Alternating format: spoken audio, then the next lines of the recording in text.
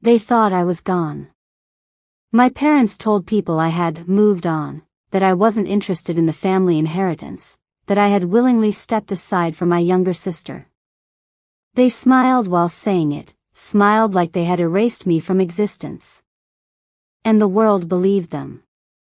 But when the lawyer read the will, the real will, their smiles cracked. Their composure melted. Because the heir wasn't Clara, the golden child. It was me. And when I walked into that room, their faces drained of life. I wasn't the forgotten daughter anymore. I was the storm they never saw coming. And I had returned to take everything back. I should have seen it coming. But when betrayal comes from blood, you never expect it, not until it's too late. Growing up as the eldest daughter of Robert and Evelyn Blackwell should have been a blessing. We had wealth, power, recognition. Our last name opened doors others could only dream of. But in that house, love was never unconditional. Love was a transaction, measured against performance and obedience.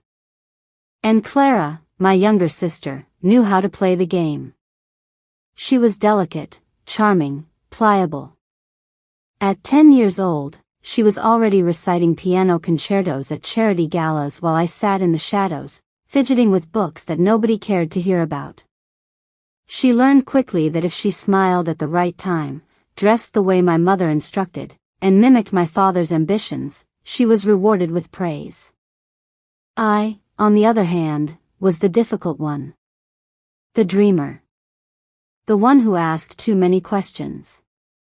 Why did the workers at our factories look tired? Why did our business deals sometimes feel cruel? Why did money matter more than happiness? Questions were dangerous in our household. My father would slam his glass on the table. You sound weak, Isabella. A Blackwell doesn't waste time with pity. We take. That's how we survive. My mother's cold eyes would slice through me. And what about Clara? Look at her. She understands duty.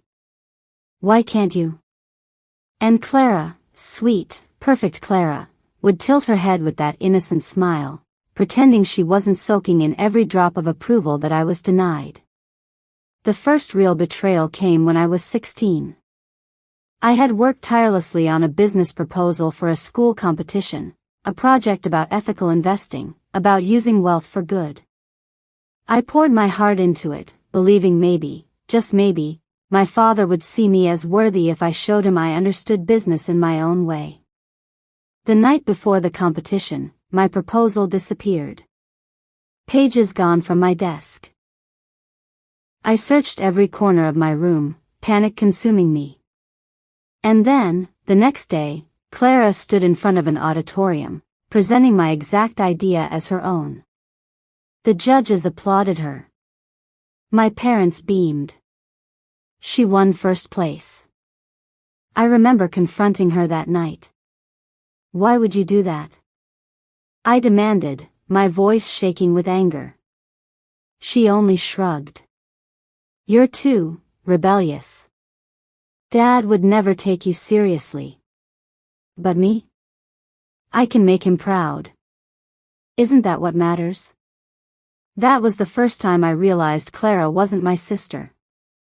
She was my competitor. And in the Blackwell house, competitors were enemies. Still, nothing compared to the night of my 24th birthday.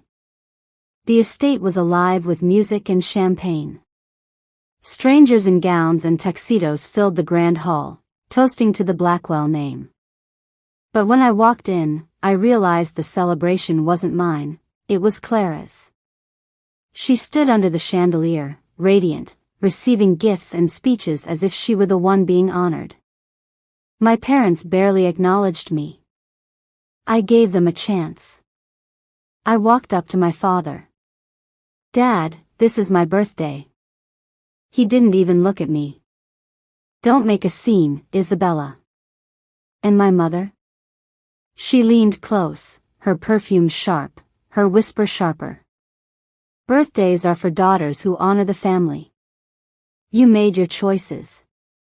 Now live with them. Clara gave a speech that night, about loyalty, about gratitude. And they applauded her, my parents, their friends, everyone. I left the estate that night, vowing never to return. But deep down, a seed of revenge had already been planted. Months passed. I built my own life, far from the Blackwell shadow. I worked as a lawyer, took small cases, learned the law like a weapon. I thought distance would numb the wound. But then, whispers began to reach me. Old family friends, sympathetic servants, even anonymous letters, they all carried the same story. My parents had signed everything over to Clara. Every property. Every account. Every slice of the Blackwell empire. And to the public, they explained it away with a lie: Isabella has moved on. She isn't interested in the inheritance. They erased me from the narrative. They buried me alive in silence. I cannot describe the fury that consumed me. It was grief, rage, humiliation, all woven into one unbearable fire. Do you know what it feels like to hear your parents speak about you in the past tense? To be alive and yet treated as if you're dead? That was the day I promised myself they would regret it. For 3 years, I vanished. Not literally, I was still alive, still breathing, still working. But in their world, I was gone. I used that silence as a weapon. I traveled, studied every corner of their business empire, uncovered secrets buried beneath polished boardrooms. I found evidence of Clara's fraud, of debts my parents had hidden, of cracks in their golden facade. I built alliances with people they underestimated, the ignored, the overlooked, the underestimated, like me. I sharpened myself into a blade. And when I was ready, fate handed me the perfect moment: my father's death. Robert Blackwell's funeral was a spectacle, just as he would have wanted. Black cars lined the estate, cameras flashing, reporters circling. My mother stood tall in her veil, Clara at her side, both playing their parts as grieving queens. I watched from a distance, hidden in the crowd. Nobody recognized me. To them, I was already gone. But I knew something they didn't. My father, despite his cruelty, had drafted one final will. A will that acknowledged me as his rightful heir. He hadn't loved me, but he had respected me enough to leave me what was mine. And I made sure that will was the one the lawyer held. The day of the will reading, the room was thick with anticipation. Board members, investors, distant relatives, all waiting to hear Clara's coronation as Queen of the Empire. The lawyer shuffled his papers. Silence fell. And then, he spoke the name. Isabella Blackwell. The silence that followed was delicious. Clara's jaw dropped. My mother's hand tightened on her purse. Gasps rippled through the room. And then the double doors opened. I walked in. 3 years they thought I was gone. 3 years they celebrated my absence. And now I was here, alive, composed, unstoppable. You look surprised, I said softly, my heels echoing on the marble. Didn't expect ghosts to walk, did you? I sat down beside the lawyer, every eye burning into me. Clara's lips trembled, but no words came. My mother stared as if she'd seen the devil. In that moment, I was no longer the forgotten daughter. I was the heir. Taking back the empire was only the beginning. Revenge isn't about reclaiming what's yours, it's about making them suffer the way they made you suffer. And I intended to do just that. I moved back into the estate. Clara had turned my old bedroom into her dressing chamber, filling it with vanity mirrors and silk gowns. I had movers strip it bare in an hour. When she protested, I stood in the doorway. This was mine before it was yours. Pack your things. The guest house is free. Her face went red. You can't just. I can, I cut her off. And I just did. My mother tried to intervene. Isabella, please. You don't have to humiliate her. I turned to her, my eyes cold. Humiliation? You erased me from existence. You told the world I was gone. That was humiliation. This is justice. But it wasn't only about the estate. No, I wanted Clara stripped of everything she thought she owned. So I began to release the files. Carefully, strategically.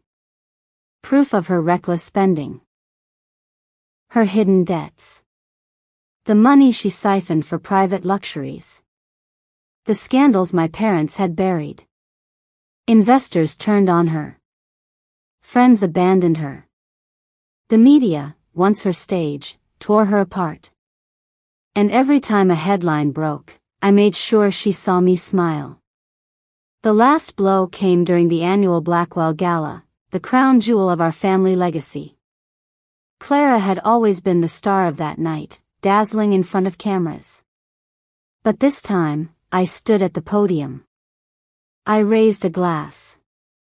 For years, you were told I was gone. That I had moved on. But the truth is, I was erased, by the very people who should have protected me. Tonight, I stand not as the forgotten daughter, but as the rightful heir.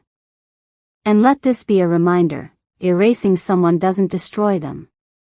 It makes them stronger. The applause was thunderous. Cameras flashed. And Clara? She slipped out the side door, tears streaking her face, her legacy crumbling into ash. In the months that followed, Clara left the estate. She couldn't bear the whispers, the pity, the truth of what she had lost. My mother withdrew into silence, her power stripped away. And me? I rebuilt the empire, not as Robert Blackwell's daughter, but as Isabella Blackwell, a woman forged by betrayal and fire. Do I regret it? Some nights, yes. Revenge doesn't heal wounds. It doesn't fill the void where love should have been. But when I remember the night they smiled while erasing me, I know I had no choice. They wanted me invisible. Instead, I became unforgettable. Because in the end, I didn't just take back what was mine. I took everything. And I made sure they would never forget my name again. The end.